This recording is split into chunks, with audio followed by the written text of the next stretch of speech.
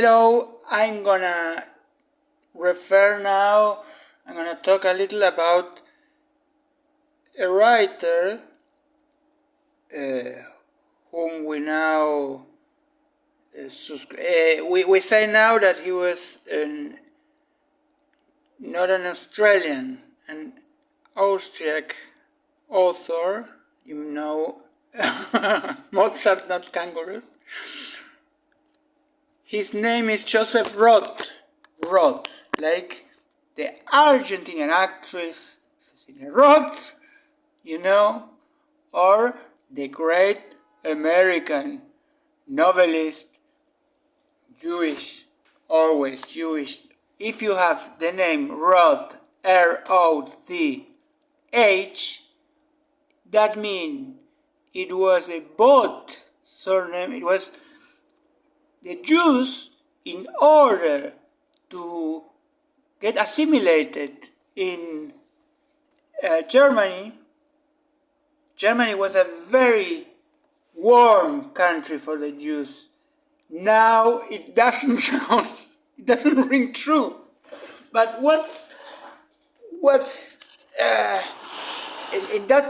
that's the reason the Nazis could kill so many, because they didn't go away. They said, no, this is a very wonderful, warm country. The others are anti-Semitic. Germany allows us to be doctors, to be lawyers. So, musicians, Mendelssohn Bartholdy, there's a very funny anecdote.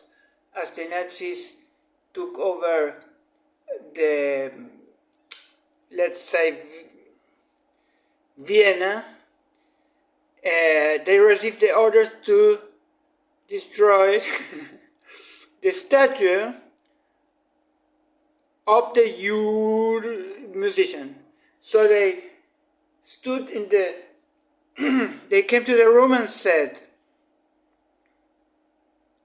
well, we have here Mozart, no problem, he was no Jew.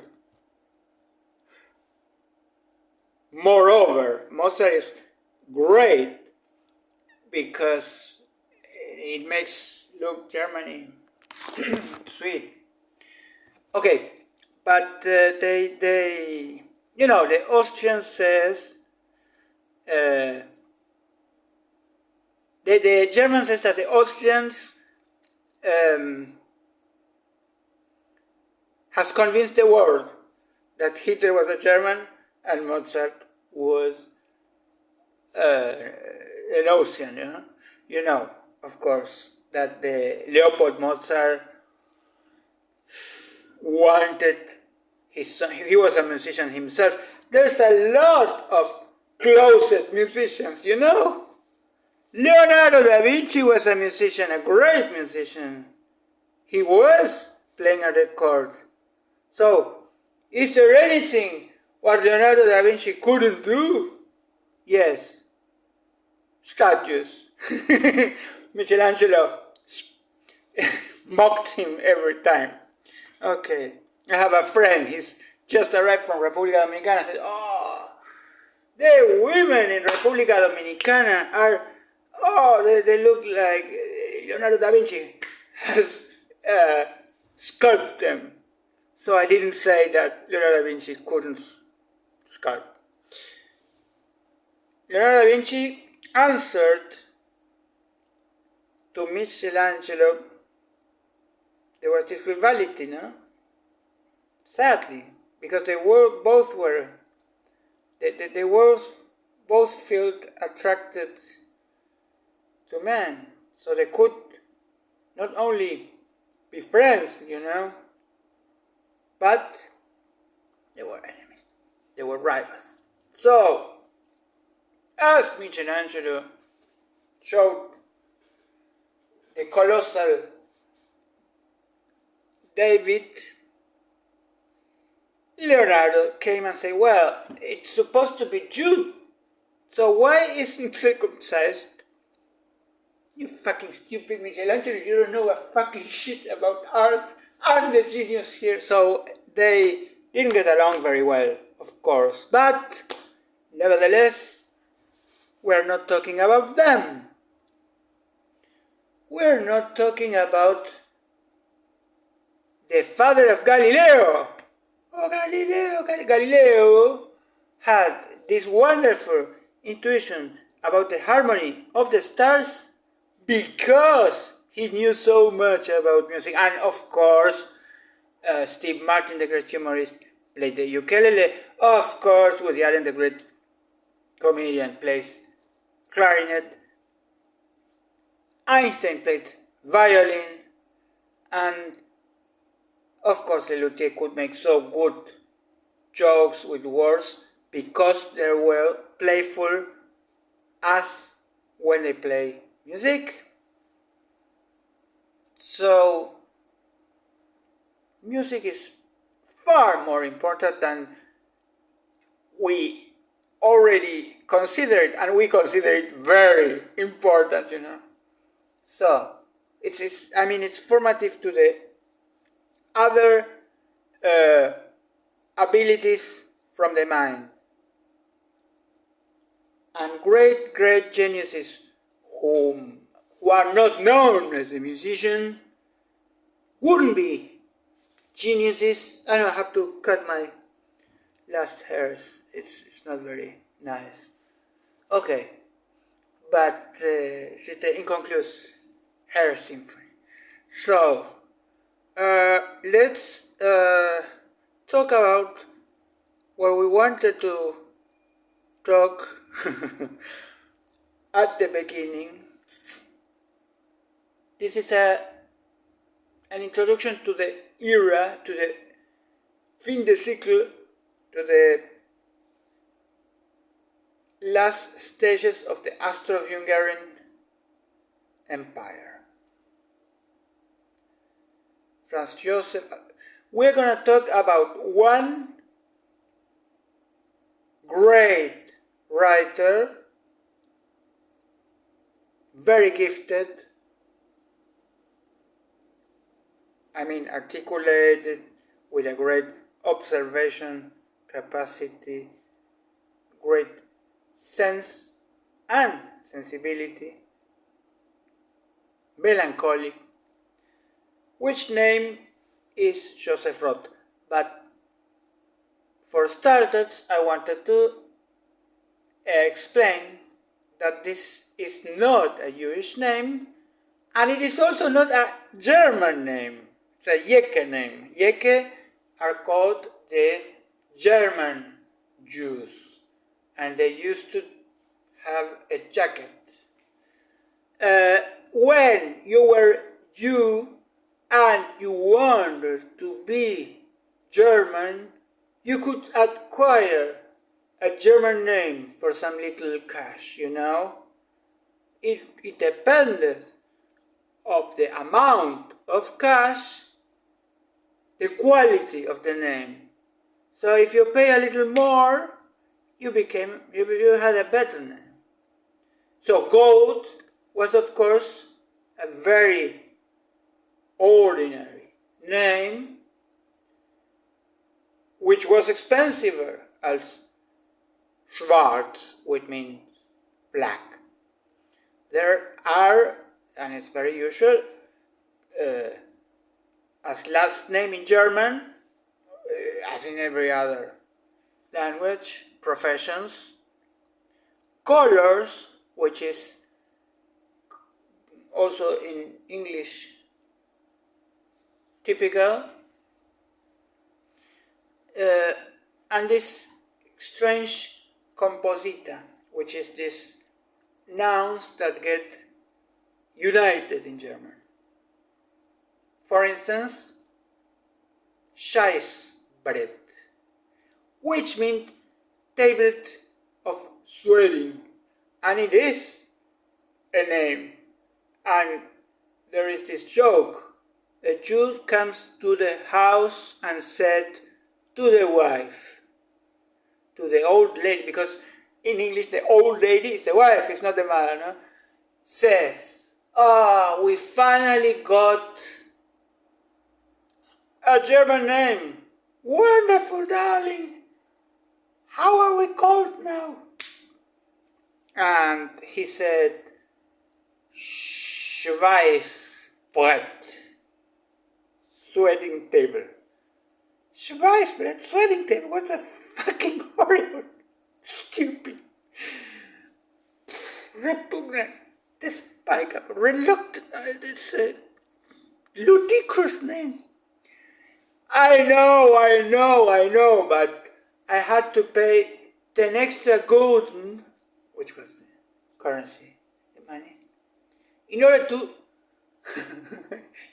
to put the W, which means if you subtract from the name Schweißbrett the W, it would be Scheißbrett, which would be shit table. Why is this joke so funny? Because what Germans did was to try to distort the German name. So you obtain allegedly a German name, but in reality it was not the authentic, real German name. So, for instance, Roth without the H is a German name. With the H is a Jewish name. Rosenberg with an M is not a German name. With an N, Rosenberg would mean a mountain of roses. So, as in Spain, because you have the Perez with a sit and the Perez with an S, you have the Acevedo with an S and the Acevedo with a sit. The Jew had the Cain mark.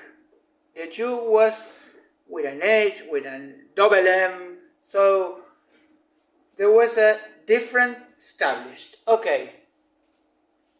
It's a great book, I think, perhaps the great American novel, At Last, from Philip Roth, and he says, he tells the story from a man that receives the command from the wife. Let's say that our name is Rockefeller. So he arrives to Ellis Island, where the immigrants come in order to get accepted to America, and he is supposed to say, we are the Rockefellers, because you could invent who you are. There's a lot of fake last name. In every country. In Syria, there is a Jew family which was very rich, Abadi. But there are fake Abadis, because poor people came and say, our name is Abad. So, the slaves usually took the name from the masters. And the funny story that tells Paul Auster in his last book is that this is the family whose name is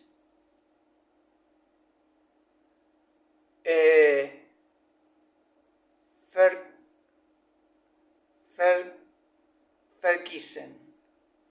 John Ferguson. Why?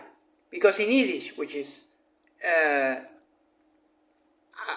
language which was spoken in the Galicia, in the Bohemia, in the place that today will be our topic, the Yiddish was composed with 80% German, 15% Hungarish, so it's very alike, the Yiddish and the German, you know? It is the German, the cut the German. So there are very interesting evolutions from the language.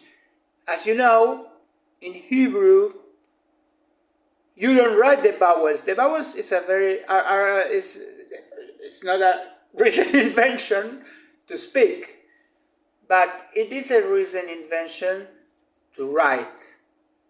It was very expensive to write because you have to write on a stone. So everything that you can spare, you can save if you put the word, not hotel, but only HTL, you would know how to replace the vowels missing. So you don't have to put hotel and pay from the O and pay for the S. So you can let away the vowels. So the vowels in Hebrew are not explicitly written, which of course usually is not a problem, because usually you don't have another word like instead of hotel, tal. Usually you don't have that. But incredibly enough, Yiddish evolved from German, but with very lots of changes in the vowel. So you will have the same word in German and Yiddish, but with other vowels. Because the Yiddish was written as Hebrew by the Jews. You see? Well, so the man arrives and he has to say his name. He has to say, "Hi, we're the Rockefellers." Because they wanted to look rich, to be respected. The last minute the man forgets the name Rockefeller. So he says, forgotten. This is the last name, John Forgotten. Okay, there are Rothschild, Baron von Roth, the very famous millionaire, Jew millionaire, is a both German name, which stands for red sign. And red sign means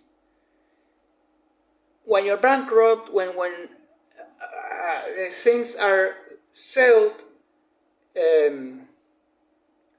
they put a red flag and they say, here we're making a garage sale. So he was a very millionaire man who gained his money from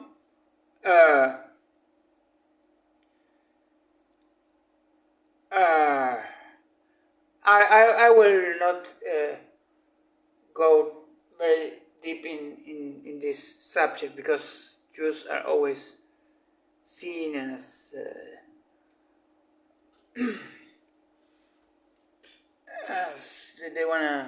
they make profit of the laws. So let's forget about this detail.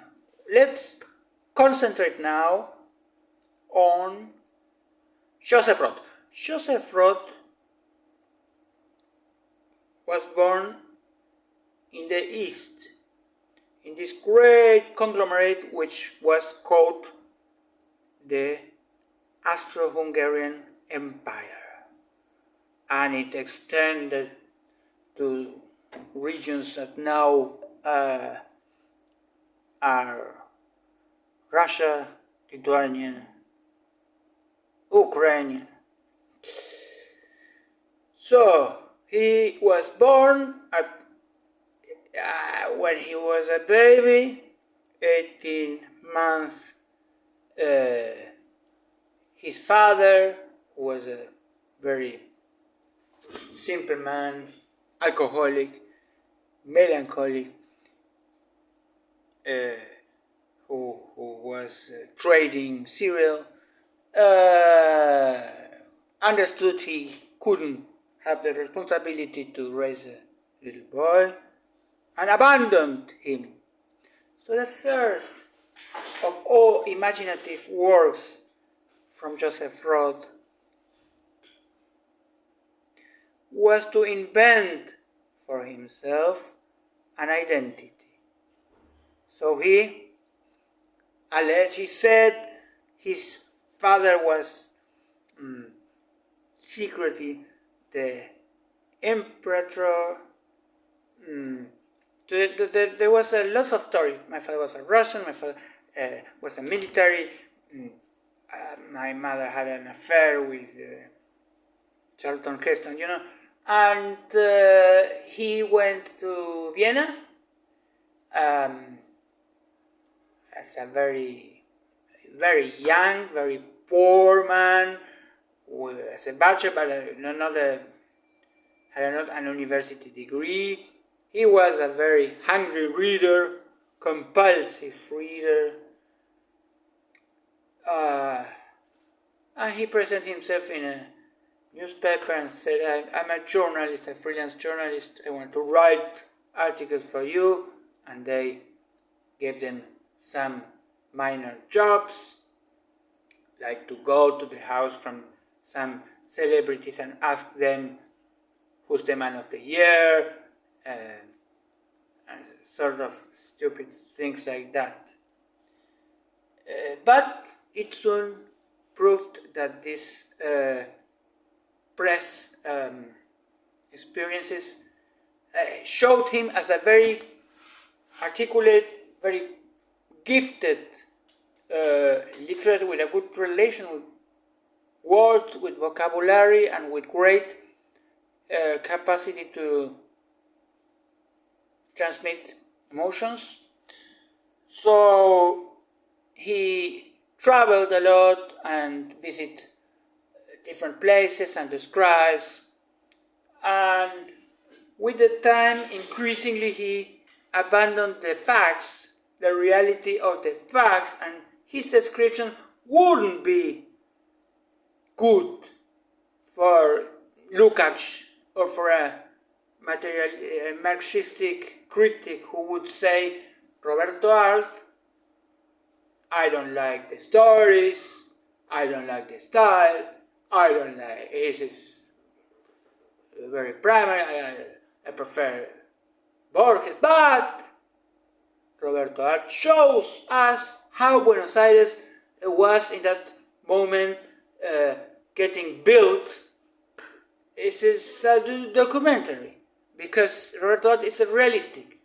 So, this doesn't happen at all with Joseph Roth, who spoke about the inner truth, the emotional truth. So, what he says in the description of the reality has more with his emotions to do, with a nostalgia from a lost paradise, because this Austro-Hungarian Empire for him was the unity of many nations which were not nationalistic. Well, when the First War began, he hated nationalism. He hated every form of nationalism. So, of course, as a Jew, he hated the Nazis, but surprisingly enough, as a Jew, he hated Zionism, and for him, Zionism was at the same level as the Nazis, because it would tear you apart, it would circumscribe the reach of your humanity, and it would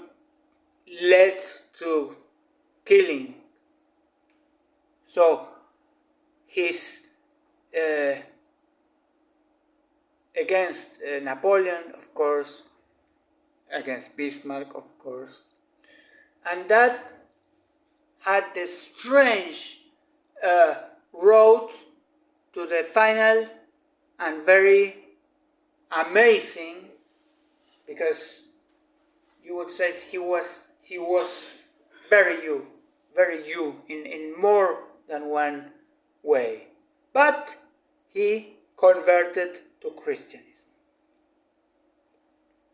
in his last days. So like Heinrich Heine, who said, I was born like a Greek god and I will die now as a Christian and not as a fucking Jew. And they say, will God forgive you? He says, of course, it's his job. His job is to forgive.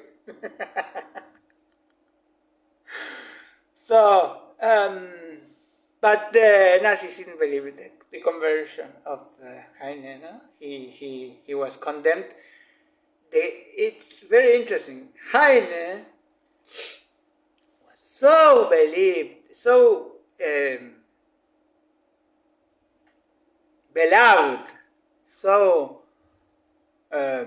popular, they couldn't prohibit him.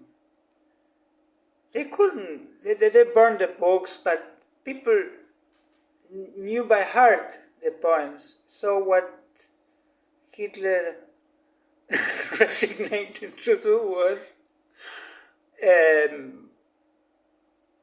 it's an anonymous author. Lorelei. Well, Joseph Roth wrote Radetzky March, which is a very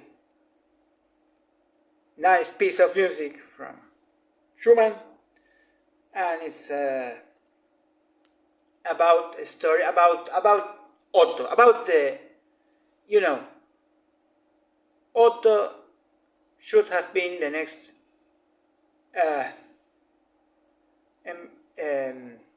the son of Francis Joseph.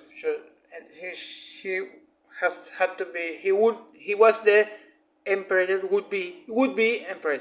But the fall, the decline, the collapse of the empire has left him as an ordinary man.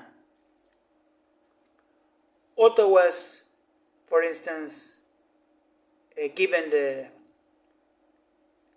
Austrian nationality when there were no more empire, and then he lived in the USA. He visited Hollywood, where Billy Wilder couldn't believe this would be my king, but there's no kingdom anymore. Okay, so it was very interesting because when they announced they were shooting the film, they were shooting the film Sabrina, and Audrey Hepburn had royalness in his blood and knew the reverences, and so the actress, explained to every other how to make the reverence to Otto. Okay. Joseph Roth was already he fell in love with a woman which had the dream to be a housewife, to build a family, but this wasn't Joseph Roth's nature. He traveled. He was always writing, of course, always drinking. He began breakfast with a Pernod. That's not the only alcoholic writer. Homer himself was a very wine, rising up the wrist. Spanish is the elbow. We say we lift a glass. Okay. You can say Bukowski, you name it. The different liquors. Faulkner liked means with, but there's a lot of alcoholic writers, a lot.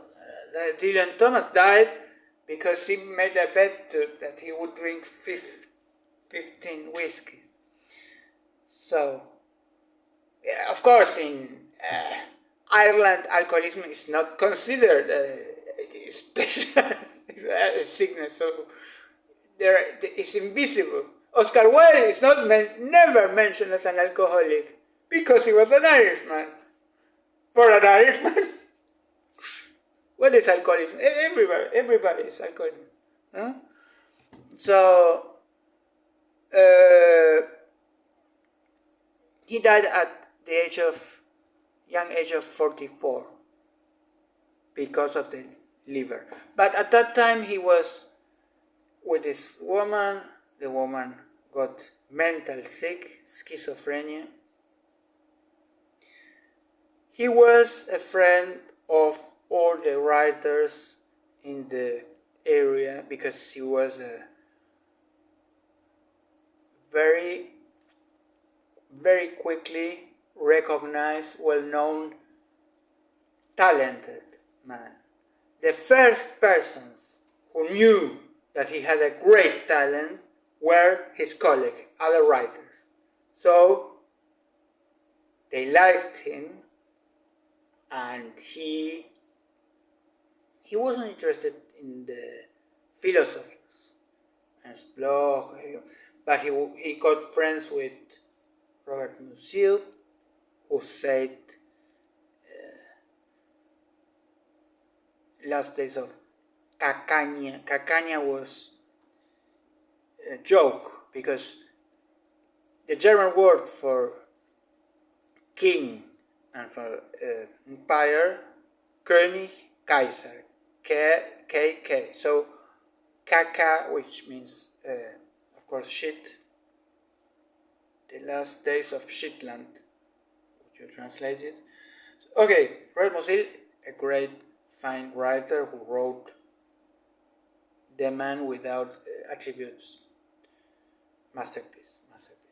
Okay, and he was particularly fond of Stefan Zweig, who was, as you know, a very good novelist, specialized in biographies. Stefan Zweig, on the contrary, a difference from Joseph Roth, became immediate success and had money. So Joseph Roth asked him money every time he could for the treatment for the wife, who finally was declared incurable. So she was conducted to the euthanasia, because for the Nazis the mental disorders should be killed. So he was a widower, and then he knew, incredible, a woman who had black blood. He was the daughter of a Cuban musician, and she was married with a prince of Cameroon, who was a German colony. But they didn't get along very well, so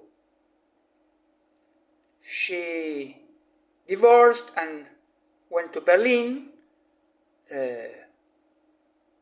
In a magazine, she was a very good secretary, writer, editor, translator, so then he knew Joseph.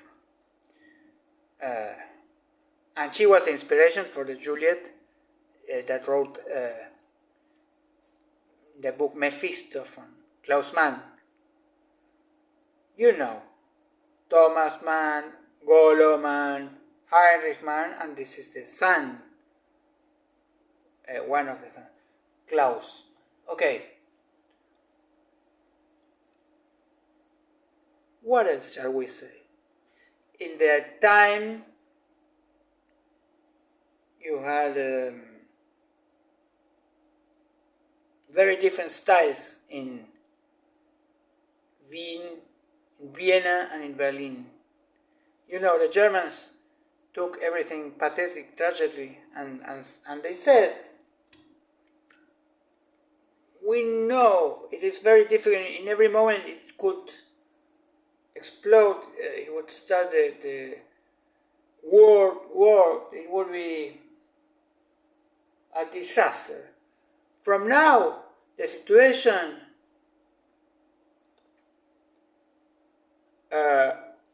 is bad, but it's not catastrophic. And in Vienna, they said, let's dance on the Titanic, because this tragedy is not earnest, it's not serious, it's a fucking horrible tragedy, we're gonna all die, of course, it's hell, but has not grandezza. It's trashy. So, the situation is catastrophic, but not bad, not demoniac, pathetic. No, it's a bullshit catastrophic. So let's dance valses, let's do the cabaret, let's do the satirical works with Karl Kraus. And so the spirit was very different, very different. And Vienna suffered a lot more than Berlin after the First War. This has to pay reparation, has to pay the lands that have won, demanded to the lands that have lost lots of money. You know, the Versailles Pact that was the cause of the Second War, the economic cause of the Second War. So nobody knows why the First Great War started. There was no real reason. The war was very quiet. There was no Helen of Troy or petroleum or nothing at all. There was no reason at all to start that war. But the Second War would be without any doubt, even if there were no Hitler, you know. Of course, with the difference that the Holocaust was not necessary. That was a little detail from this person in particular. So, let's end this picture of the atmosphere. I only have to recommend the books Radetzky, Jutsus, Job, not as a work, you know. The book of Job, the biblical legend, was re-elaborated by Joseph Roth, which in his version, it is a father who has a very sick son, abandoned it, as he was abandoned, has schizophrenia, as he was schizophrenia. You see, he took things from real life, no? And everything starts to go very bad, very, very bad. Worse and worse and worse. So he started to lose faith in God. But on Pesach, which is Eastern for Jews, the the door was open, because traditionally you have to let the door open in case the prophet Elijah comes. You have to have a plate extra for him, a chair for him. And this musician comes in and says, I'm allowed to eat with you? And he tells his story that he was cured, he was adopted, and then the protagonist understands that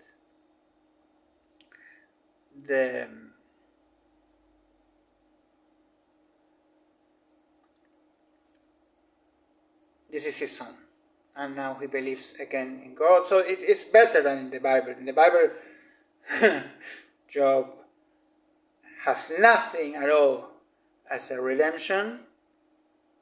He asks God, why are you punishing me in this way? What did I do wrong? And God say, how dare you ask me? Have you created the earth? No. Okay, then shut up. Shut the fuck up, because I say so. Which is a very particular lesson from the Bible, you know. Not the most inspirational. So, of course, it's very funny that the translators of the Bible, the copyists, had to translate the last words. So when Job was agonizing, when he was dying, the wife said, okay, this is the end. Tell God to fuck off and die. Of course, in the translation it is bless God and die. Because they couldn't write, say God to fuck off. Because lightning would tear them apart. They believed in magic, so primitive. Okay, so Philip Roth. Philip Roth is a very, very good writer. This is not Joseph Roth. Joseph Roth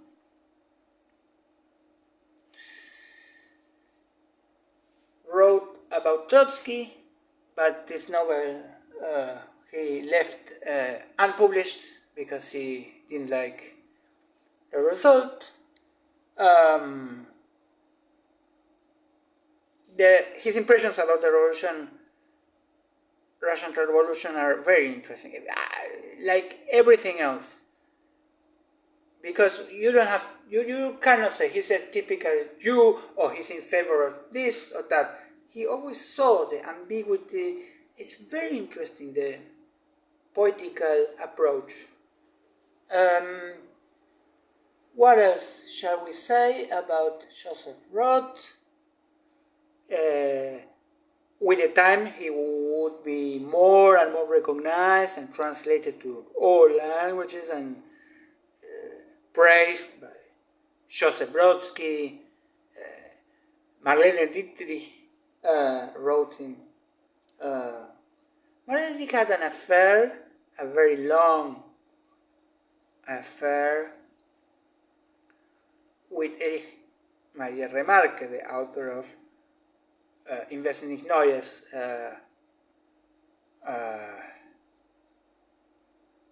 now the second film of this novel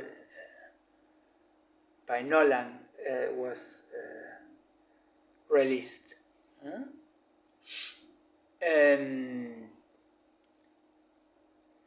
Okay, what else shall we say? He converted to Christianity because, not religious motives, because he said that the only thing similar to this unity, this cultural unity from the Austro-Hungarian Empire was Christianity. As the Roman Empire collapsed, the only thing that kept together Europe was Christianity. So, as a social or political fact, he took this value from this religion. Okay, now I have to say goodbye.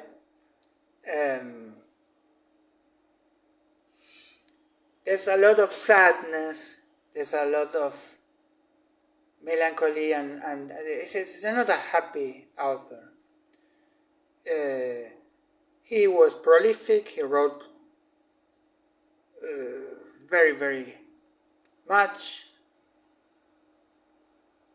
and was at that time, because of that,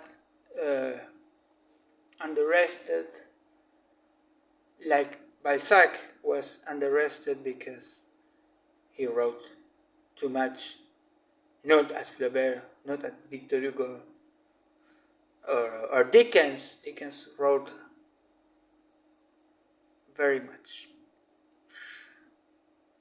It's a funny thing about Dickens and the Barbra Streisand effect. You know, the Barbra Streisand effect is that one day a peasant, a tourist, took a picture of the new Barbra Streisand mansion, and Barbra Streisand was outraged. He says, "This is I don't wanna let people know that I have this mansion." So she went to the press, went to the judge, said, "This picture must be erased. We have to put censorship on that." And this made a great fuss. Of course, bigger than the picture, which nobody knew. And the result was that everybody knew now that Barbra Streisand has this big mansion because Barbra Streisand wanted to avoid that the people find out. The same thing happened with a very important and wonderful picture school, which was called the Pre-Raphaelist. The Pre-Raphaelist Brotherhood, founded by some men, Dante Gabriel Rossetti.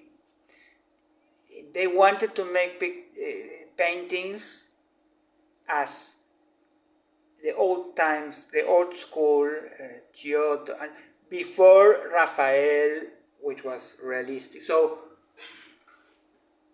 this idea, pre-Raphaelistic, is kind of unique. You don't see the surrealistic coming and say, okay, we're gonna make pre-Homeric literature, because they give them another name, because usually we believe in the progress.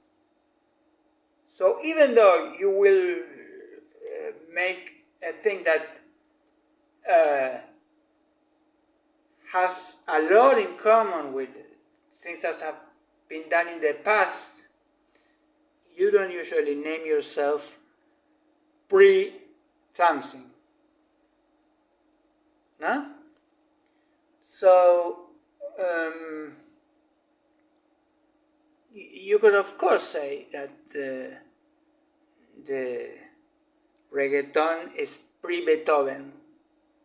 Of course you can say that, but you don't name reggaeton. We are the pre-Beethovenists. But okay, this was William Morgan. Lots of very wonderful artists with a very social, empathic idea. The art should be accessible to everyone. Let's make great designs, but also for tools, for papers to use for simple things. So we should put art in daily life. Well, these pre-Raphaelists were completely unknown until Charles Dickens, the author of Oliver Twist, David Copperfield, Story of the City, Great Expectations, wrote in a newspaper, I went to the London Museum. I am vomiting. I'm disgusted.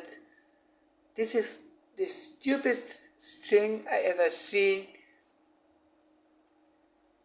And it's made a great publicity, great propaganda for them. Okay. So, let's not forget to read The Legend of the Holy Drinker, last work from Joseph Roth. It's a film about it. And there are no bad books from him. So you can read anything you find about Joseph Roth is wonderful. It's a national treasure, an anti-nationalistic treasure, you know. He's known as an Austriac writer, but he was everything but Austriac. He hated to be reduced as Austriac. So his last work was about an oak in which Goethe wrote part of the Faust, and this tree was in Buchenwald, exactly where a concentration camp was constructed, but they kept this tree in the middle of the concentration camp. Jorge Semprún wrote about it as an historic and legendary plant, which also was attached to the destiny of Germany. And believe it or not, Americans bombed some artillery near, but this tree caught fire, so it was lost, and Germany lost it. Okay, Stefan Zweig committed suicide. He emigrated first to London, but then with his wife to Brazil.